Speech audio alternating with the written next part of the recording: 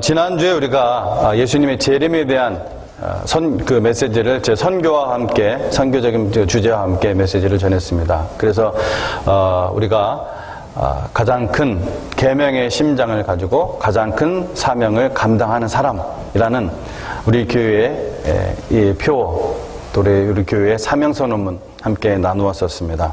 그래서 그 가운데 우리가 예수님의 재림의 징조에 대해서, 재림의 때에서 정확한 몇 년 몇 월 며칠은 모른다 할지라도 예수님께서 말씀하신 것을 근거를 삼아서 어떤 일들이 먼저 있어야 될지에 대해서 말씀을 나눴었는데, 로마서 오늘 11장 25절 말씀도 제가 여러분과 함께 나눴었습니다.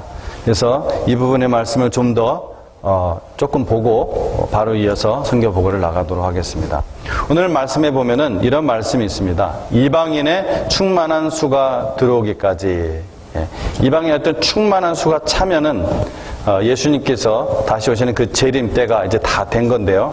그래서 그때까지는 이스라엘의 덜어는 우둔하게 될 것이라. 여기 보면 25절에 이방인이라는 단어하고 이스라엘이라는 단어가 나옵니다.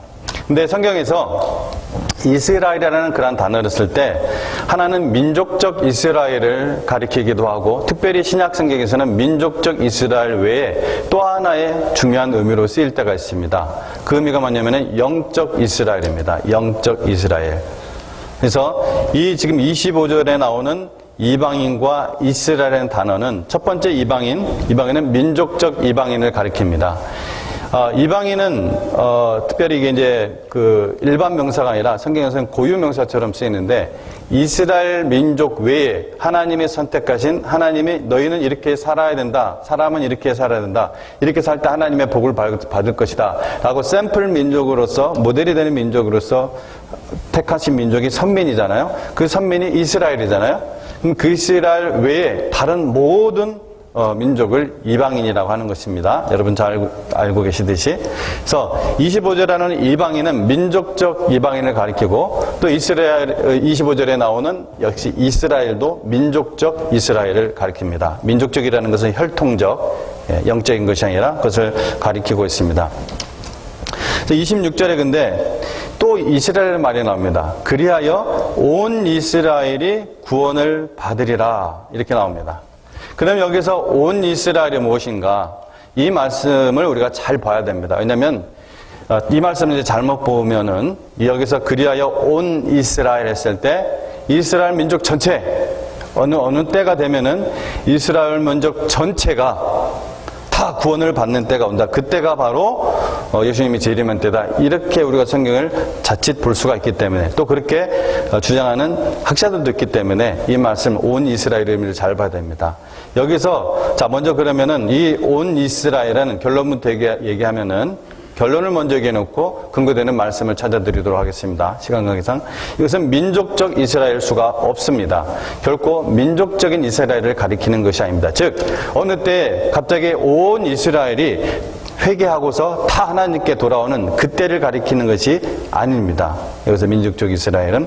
자, 그 근거되는 말씀으로 로마서 9장 이제 몇 군데가 있는데 로마서에서만 찾는 거예요. 로마서 9장 27절, 28절 말씀에 이런 말씀이 있습니다.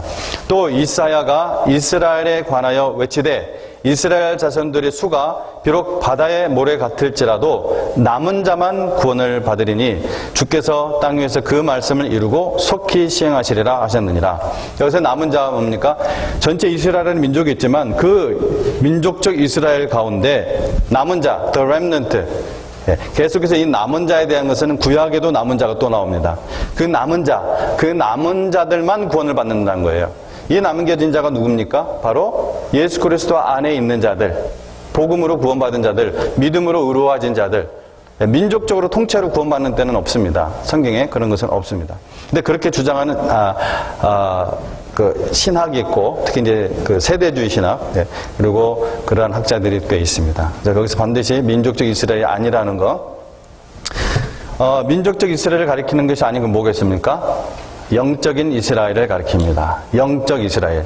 자, 그러면 로마서 여러분 9장 펴고 계시죠? 9장 6절에서 8절 말씀을 좀 보도록 하겠습니다. 9장 6절에서 8절. 자, 그러나 하나님의 말씀이 패하여진 것 같지 않도다. 이스라엘에게서 난 그들이 다 이스라엘이 아니요. 다시요. 읽어볼게요. 이스라엘에게서 난 그들이 다 이스라엘이라고 했어요? 아니라고 했어요? 다 이스라엘이 아니요. 또한 아브라함의 씨가 다 그의 자녀가 아니라, 즉 혈통적인 민족적인 이스라엘이 그 이스라엘이 아니라는 거예요. 오직 이삭으로부터 난 자라야 내 씨라 불리리라 하셨으니.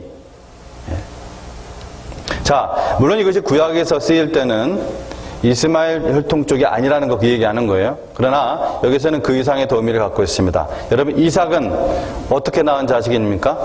은혜로 낳은 자식입니다. 기적적으로 낳은 자식이에요.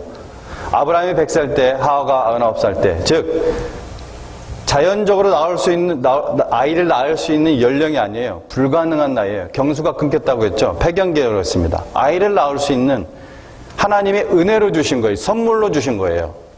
그리고 믿음으로 낳은 것입니다. 그렇죠? 즉 이삭은 은혜와 믿음이에요.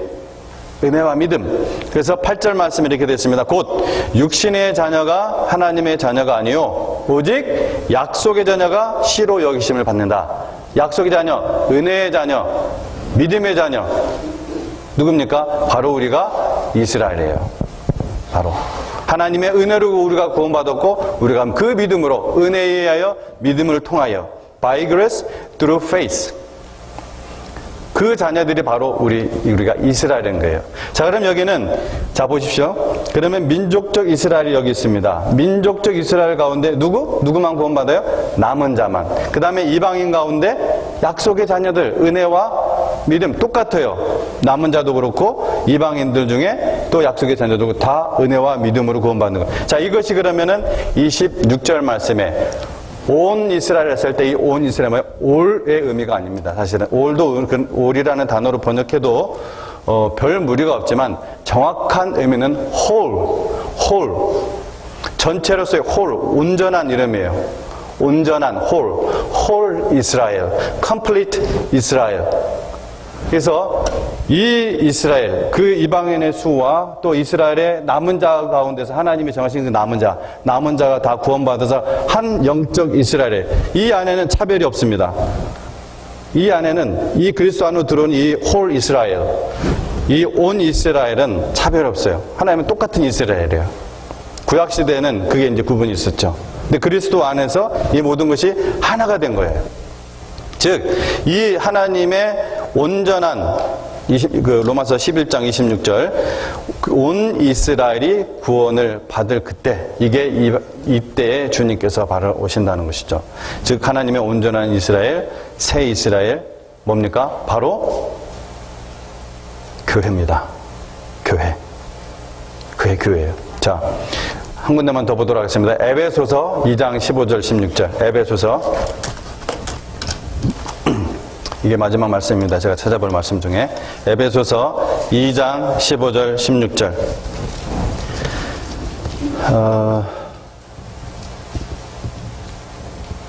12절부터 읽을게요. 그냥 12절부터.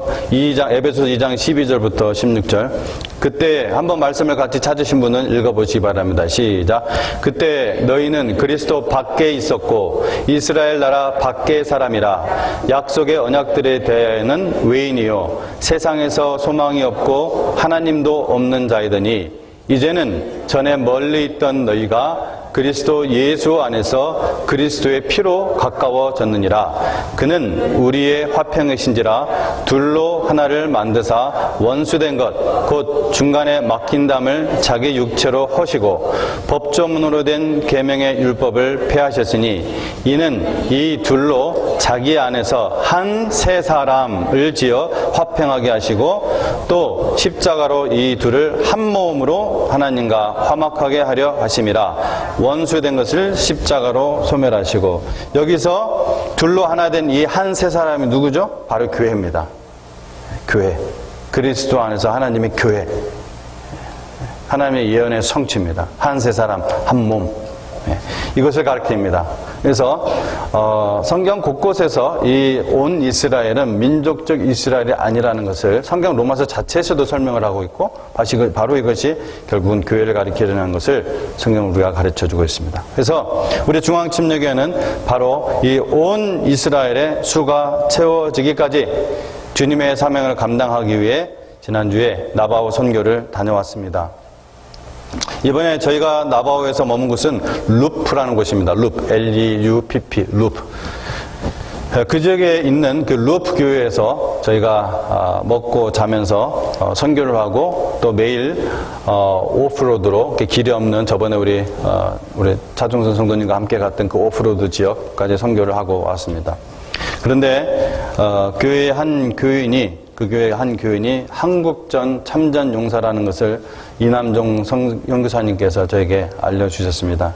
그분은 항상 한국전 참전 그 용사 그 모자를 쓰고 다니신다고 그래요. 저희가 갔던 그 교회.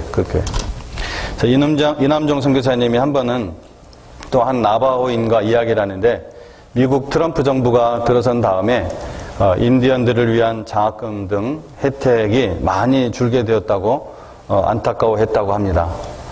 하지만 신실한 신자인 그는 미국을 결코 원망하지 않고 미국을 품고 사랑하며 기도하고 있다고 얘기를 들었다고 합니다.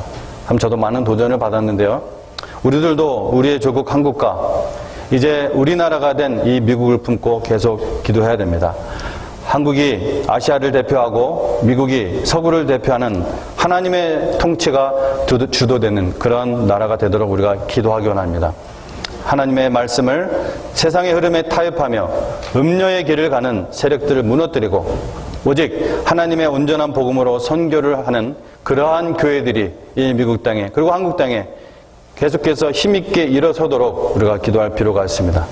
그래서 우리 교회가 적어도 이 클리브랜드 지역에서 이 동북부 지역에서 그러한 일의 본이 되기를 우리 함께 사모하기 원합니다.